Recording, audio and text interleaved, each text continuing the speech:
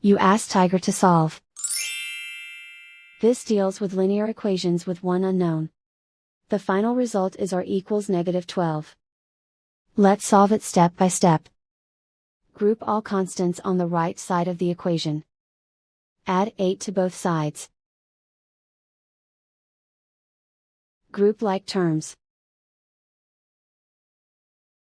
Simplify the arithmetic.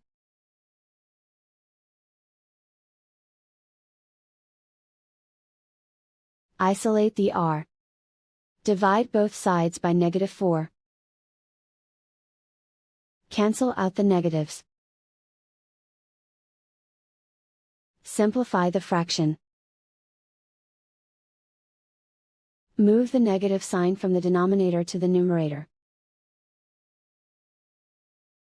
Find the greatest common factor of the numerator and denominator. Factor out and cancel the greatest common factor. And so the final result is r equals -12.